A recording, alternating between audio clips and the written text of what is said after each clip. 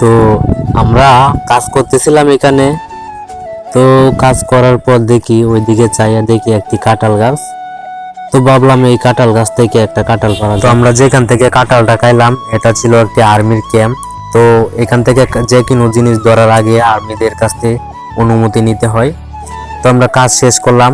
তো দেখেন কাজ শেষ করে আমরা কি সুন্দর বাইপথে আসতেছি, দেখেন কি সুন্দর দৃশ্য। তারপর যে ওনারা দেখতেছেন উনি হচ্ছে আমার নানা সম্পর্কে, উনি আমার নানা হয়। তো ওনারে নিয়ে আমি অনেক হাসি ঠাট্টা রং তামসা করি।